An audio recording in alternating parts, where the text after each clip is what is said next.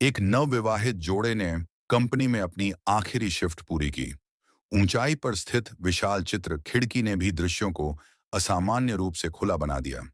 एना ने अपने अंदर के डर को शांत करने के लिए तुरंत खिड़की की ओर मुंह किया और लाओमा ने भी आपातकालीन बटन के माध्यम से इमदद के लिए पुकारना शुरू कर दिया। लेकिन काफी देर तक का आपातकालीन बटन दबाने के बाद भी किसी ने जवाब नहीं दिया, भले ही ऑफ ड्यूटी का समय बीत चुका था।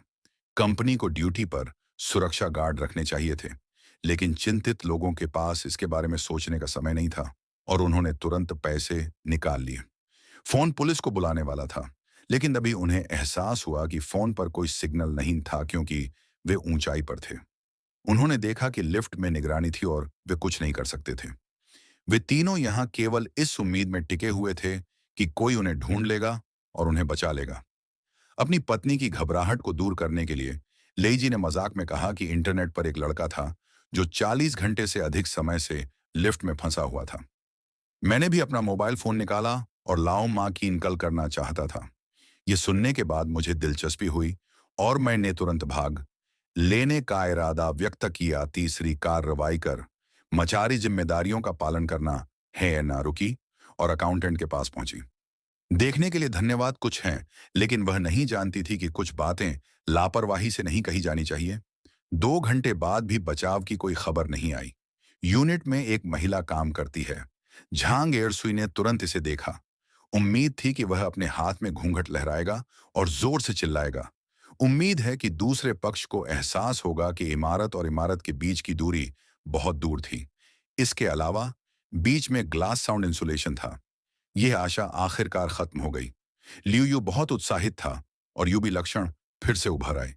अपनी पत्नी को इतना असहज देखना, यह अत्यंत क्रोधित था। उन्होंने स्टाफ को गंभीर न होने पर फटकार लगाई। और तो और, आज शुक्रवार है। एक बार शुक्रवार और आज सप्ताहांत होने पर वे चाय जाने के लिए केवल सोमवार का ही प्रतीक्षा कर सकते हैं। इस बात को समझते हुए तीनों लोगों ने लिफ्ट से भागने के लिए कई तरीके अपनाए। उसने घृणित तरीके से संगीत बजाया और समय समय पर गुनगुनाता रहा, जिससे ऐसा लगा कि वह दृश्य का बहुत आनंद ले रहा है। उनके मजाकिया व्यवहार ने उन दोनों को हंसा दिया और इस समय तनावपूर्ण माहौल थोड़ा कम हो गया। लेकिन मैंने कभी उम्मीद नहीं की थी कि लंबे बालों वाले भाई का अगला ऑपरेशन और भी विचित्र होगा। वह उनकी वैवाहिक स्थिति और व्यक्तिगत गोपनीयता के बारे में पूछते रहे और यहां तक कि सुझाव दिया कि जब वे छोटे हों तो उन्हें जल्दी ही बच्चा पैदा कर लेना चाहिए। ये मामला क्या आप कुछ लिख रहे हैं? क्योंकि जनता थोड़ी नाराज थी, उन्होंने लिन को समझाया कि वे हाल ही में बहुत अधिक दबाव में थे और उनकी बात मानने के लिए उनसे हाथ मिलाना चाहते थे। क्या आप वास्तुकला के छात्र हैं? उसे परिवार में जगह दें पत्नी, क्या तुमने सुना? लेकिन इन शब्दों ने भाई चांग फाकिन्सों को झकझोर दिया। उन्होंने जनता के कानों में झूठ बोलकर अप्रिय बातें कही। लोग इतने गुस्से में थे कि वे अब एक दूसरे के प्रति सच्चे रहना चाहते थे। लेकिन भाई चांग फिस्ट ने खुद से बहुत सारी बातें की और उनकी भावनाएं अचानक उदास हो गईं। यह पता चला कि भाई चांग फैट का मूल रूप से एक खुशहाल परिवार था, लेकिन 2 साल पहले एक यातायात दुर्घटना ने बेरहमी से उनके अनमोल बेटे की जान ले ली। उनकी पत्नी ने यह सदमा सहन न कर पाने के कारण आत्महत्या कर ली। पिछले 2 वर्षों से भाई चांगफा उस व्यक्ति से बदला लेने के बारे में सोच रहा है जिसने उसके परिवार को नष्ट कर दिया है।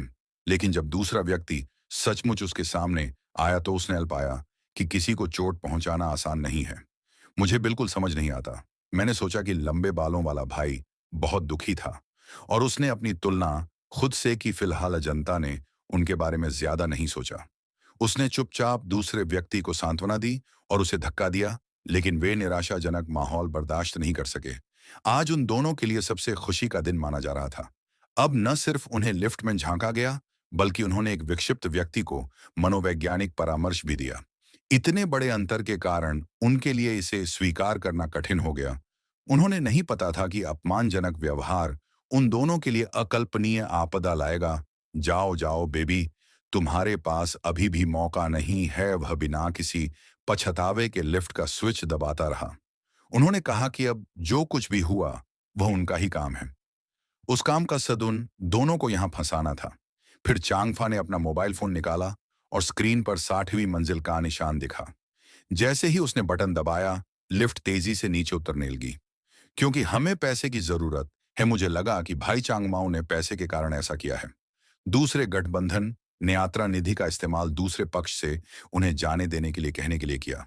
मुझे पैसा कमाना है तो ये चीजें क्यों करूं?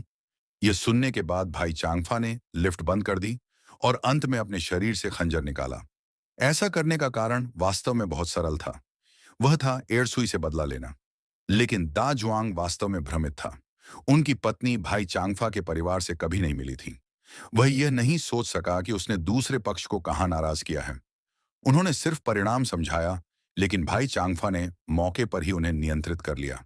मेरा बेटा लंबे बालों वाला भाई और अधिक भयभीत हो गया। उन्हें उम्मीद थी कि जनता ने जो कहा वह सच है और दूसरा पक्ष उनके मृत बेटे की तरह ईमानदार और दयालु है। उसे एहसास हुआ कि जरूर कोई गलतफहमी हुई होगी।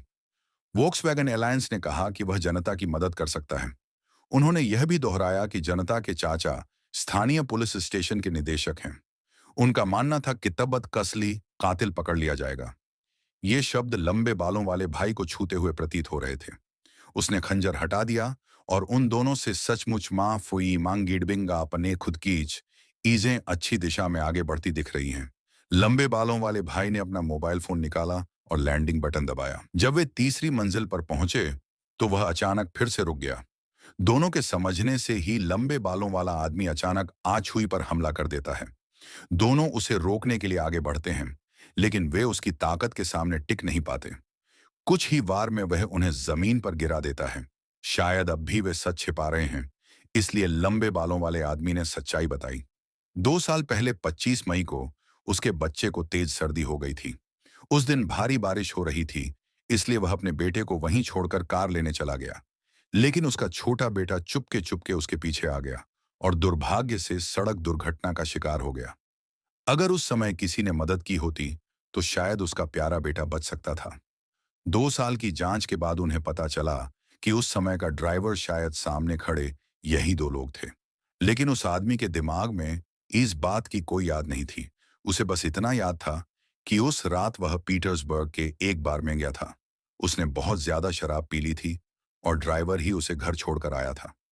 वह कसम खाकर कहता है कि ड्राइवर ने कभी यह बात छिपाई नहीं होगी। लेकिन सच्चाई धीरे धीरे सामने आने लगती है। असल में दुर्घटना वाली रात कार वहीं चला रहा था और उसकी पत्नी भी साथ थी। दोनों को पकड़कर एक बंद लिफ्ट एलिवेटर में कैद कर दिया जाता है। ऊपर से कोई रहस्यमय व्यक्ति उन्हें मारने की कोशिश करता है। पहले लिफ्ट में गर्म भाप छोड़ी जाती है ताकि वे दम घुटने से मर जाएं। दोनों किसी तरह कपड़ों और मौजों से वेंटिलेशन बंद करके बच जाते हैं, लेकिन गर्मी और प्यास से उनकी हालत खराब हो जाती है। फिर लिफ्ट में पानी भरना शुरू कर दिया जाता है। पानी धीरे धीरे ऊपर चढ़ने लगता है। मरने से पहले वह आदमी कांच तोड़कर किसी तरह बाहर निकलने का रास्ता बनाता है, लेकिन असली सच्चाई तब सामने आती वह जब पत्नी आखिरकार सच स्वीकार करती है। उस रात वह हीनशे में गाड़ी चला रही थी।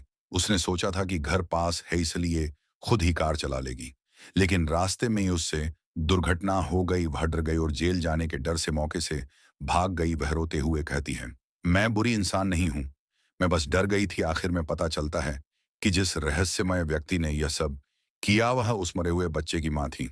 वह बदला लेना चाहती थी, लेकिन पुलिस के आने से पहले वह भाग जाती है और अंत में पति अपनी पत्नी को बचाने के लिए सारा दोष खुद पर ले लेता है और 7 साल की जेल काटता है। उम्मीद करते हैं एक एक बच्चे के माता पिता बनने के बाद वे किसी और के दर्द को समझ पाएंगे और अपने पापों का प्रायश्चित कर सकेंगे।